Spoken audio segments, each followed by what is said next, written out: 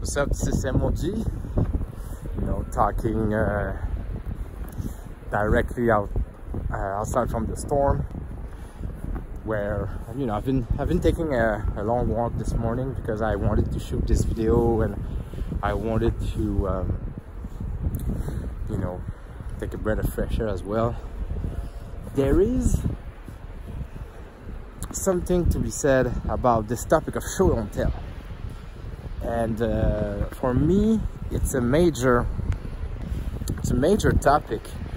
You know, it's it's a major topic not in philosophy but in RPG, because it has a lot of major conceptual and philosophical implication in so many discussions. Like, so I just don't know where to start. So I'm gonna start with my own experience, and I'm just gonna ramble out a bit, same old style. So, you know, one of my main issue with being a player is that I have this problem. I have this problem of being like too conscious and too aware and too sensitive to descriptions and narrations, you know. And I think it's really important to make a distinction here, like between description and narration and like expression. I'd like to use these three concepts here, not to make it too heavy, but just to make sure we make these nuances. You know, Roomslinger replied with this proposition, and I agree, because, and Ivan Mike as well mentioned it in the discussion, is like, listen, if I start to describe a place, it's not the same thing as if I'm describing a situation. It's not the same thing if I'm narrating a phenomena, and it's not the same if I'm expressing through my role play, through my description, through my narration, if I'm expressing, you know, how the character perceive X or Z or Y or whatever. So for me, it's like this. You know, when you describe things, the more you describe, the more details you provide for the listener, for the other players at the table, about something or someone, or, you know, stuff that's all happening. The problem with this is that if you tell too much, you might end up showing too much, in the sense of you're gonna fill up all the blanks and all the gaps for the people. And so, like Ivan Mike mentioned, like your imagination is not gonna be able to fulfill correctly some stuff, or it's just gonna shut down because it's too much. And you know, people have low and really short attention span. So I mean, you can tell. It's not complicated. You can tell. So what you do is you provide, you know, like keywords. You know, lots of really good. Instead of going through like lengthy description, like Emile Zola would do, what you do is you just provide a few keywords that will open up the perception part of the. I don't like to say that. I don't like to start talking to neuroscience. I'm not a fan, but it's like, you know, a good keyword. Imagine there's a game called the Miner. I don't know, fuck, how do you guys call that in English? In French it's Le Démineur, but it's like, it's an old game you have on PC. You click and there's mines under it, and then sometimes it just blows. And so a good keyword will do the same thing. It's it's gonna open up a lot of things. So what you do is you try to start from your experience and utilizing keywords, and then so now I'm talking into descriptions. I'm not into narrations, and I'm not even into expression yet. It's just description, because you need description. I mean, it's not, you're not gonna go around it.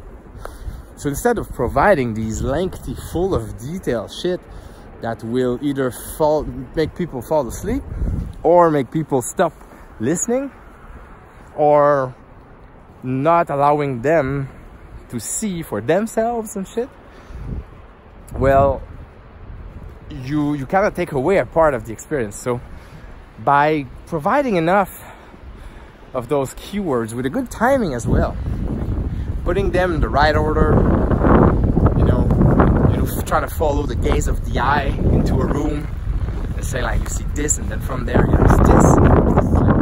Utilizing concepts, making a good use of great concepts that will provide like hooks for perception. Now, that is something. That is when you describe the way your character moves, describe the way he goes about a situation or a place and everything. And then you have the layer, another level, more abstract, is narration. Now, it encompasses description. So your narration is going to have some description in it, but it's going to have some just pure storytelling narration that is just conceptual, that is not phenomenal. There's not something that you're going to be describing, like it's not something material. You're not going to be providing descriptions of material. You're going to be telling like story, right? You're going to be narrating. So narration is what's gonna make your description show. You know what I'm saying? Like, it's not, you need to be able to make that distinction. Like, but the problem with the narration part is what Ivan and Mike discussed. It can provide that info dumping thing, you know, where, okay, so here what you're gonna do, here how it's gonna go, here's what's up on the table, and so blah, right? So you receive all that at once, and then there is nothing else to do. That's the problem I have with overuse of narration. When you just, now you're telling everything instead of showing and dancing with the other players at the table. And I'm not just talking about GMs, I'm talking about players, like everybody, you know? So now you have this balance between description and narration that is a matter of level of abstraction and a matter of commodities, like in the sense of one is more phenomenal, you know, descriptive, and the other one is more conceptual, more rigid toward explaining, you know, telling the story, narrating. So now how are you gonna utilize both to make sense, to create meaning, but a meaning that will help imagination and will not be pushy, that will not imply anything, that will not, you know, foreshadow things, that will not, you know, but because that's my main problem. You see, me, when I play, what annoys me the most is when I see through the lines, when I can read through what the other person and players are saying, in the sense that I see now where it's coming. I don't want to know where, I don't want to feel that. So the way you can show without telling is to take away the positive attitude of, here's where we going, like here's what we're doing, here's what I like you to go through, here's what so all the stuff that sometimes when you have a bad narrator, or just a bad you know, people who are not really good at that, is that they don't say anything else than what is supposed to be happening. It's really important what I just say. It's like when you listen to the people around you playing the game with you at the table, they just verbalize what's up, and they don't say anything else. So everything that is being said is supposed to happen that way.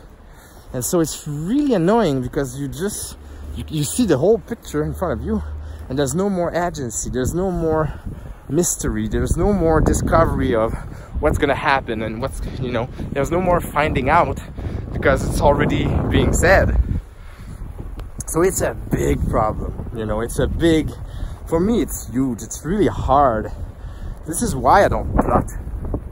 This is why I barely prep. This is why I always, you know, come in improvising, you know, because otherwise it's already written in the sky and it's boring. It's just bad. And so the thing, and then on top of that, you know, you have like so you have this problem of balancing the act. Now there's another word I wanted to talk about, is expression. Now expression is a whole nother level of, it's like, because it's for me, it's not just being a good actor and stuff like that. It's not about that, because there's no acting in role playing. I don't see acting in that. Me, it's like expression is what, you know, where the character and the player, or the GM and the NPCs, I don't know, for a better, lack of a better word, it's where both converge. So and you ask the question, what is being expressed here? You know, because sometimes what's going on is that you play with people, and you know, if you want to be a good shower and not telling stuff, you need to express things, and so, you know, Rusinger talk about the use of symbolism. You know, that's a good way of putting it out. Like, you know, where you see the people dressed in white, and then you see the people dressed in black. So yeah, I mean, it's so what's being expressed there is that there is a good and bad, you know, dichotomy in this situation or in this setting. You know, if you describe like the uniforms of the king, this and that guards, and they all black and red, and so it's like Nazi. Okay, so it's the Nazi, and then you have on the other side like the white and shiny armor of the king. Then I was like, okay, there's good and evil in this world. It's not going to be halfway through, you know. And then you can play and find out, and oh, it happens that it's not the case, and then oh, okay, but then this is what's being expressed. So there is no big description whatsoever. Like, it's just, here's a black thing, here's a white thing.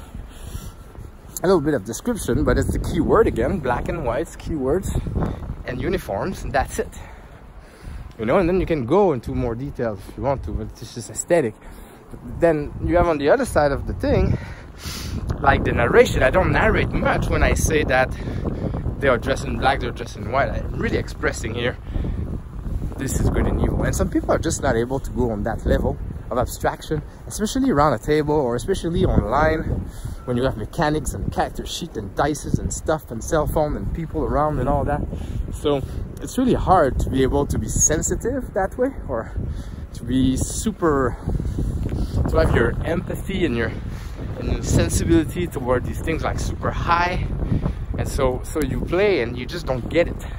So that's why people need clear directions, like, so this person, this is what happened to you in your past, and here's how you feel. You know that this person you never see before, or you know that you've seen this person before, and all that crappy narration where you tell the people around the table what they should know and how it goes. And I made a video about that. I don't want to repeat myself, but the thing with the show don't tell is that it's this balancing the act.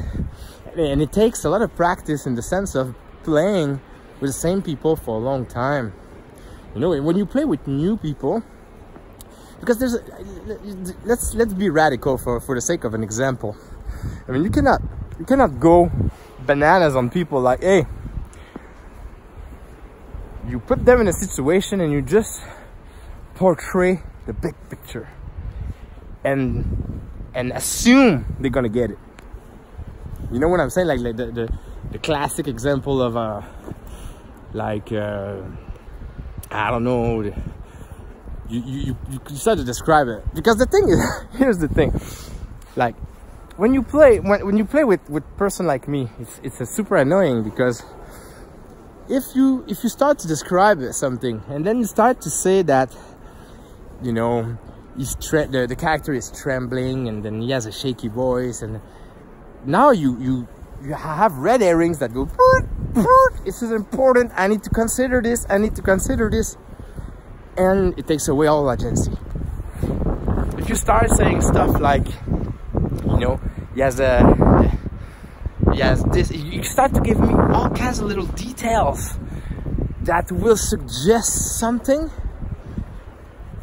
You know, that's what I was saying earlier. It's like every time, the problem with RPG is that everything that is being said is happening, is about to happen, it's important somehow. It's really complicated and it's really rare also, because of narrative energy. Like, it's really rare that people describe stuff that are misdirected, or that are not important, or that it can be seen as bad form to describe or to explain or to narrate things that are misdirective. Can be seen as bad form, bad GMing kind of thing. It's almost like you're supposed to take people by the hand and bring them toward the climax. And for me, it's really it's a pet peeve of mine. It's a complicated issue, you know, like, and you cannot ask people to be better. You're gonna like, oh, you should practice your shit, man. You're bad. Like, it's already so complicated to just play in a game. You know, it's like, so what you gotta do is you gotta kind of like find your own fun in this situation, because sometimes you have like stuff that are being put forward and you're like, I just get it now. It's gonna go down that way. You're gonna do this, and then it's gonna be like that, and then you're just telling me everything. So the only way I can have some fun is by destroying all that, kind of like breaking it down to like to something that is so chaotic and so entropic, that now we have a true exploration, like a true story that can be meaningful. Otherwise, like, the meaning is already there, implied in the description, implied in the narration, and I kind of, and if you're a good sport, well, you have to agree, kind of like on principle. So just to summarize here, what you should do then if you don't do that? Well, I think what you should do is you should be a passive narrator, a passive, when you and let more place, like give more importance to expression than to description. And when you narrate, there's a word in French, it's called tacit, like tacitly. I don't know if you guys have that, just tacit. So it's like a version of passive, but it's just it's formal. You describe and you get your thing going in a really tacit and passive way, so that way you don't imply stuff, you don't foreshadow things that's gonna take away the meaning of the discovery ahead, and you let expression take the have a bigger place in there, so people can still wonder. We talk about wonder. So that's about it. It's been 20 minutes of me rambling, and yeah, it's not easy. It's really not an easy topic, and I hope it provides some insights. Let me know what you guys think. Talk to you soon.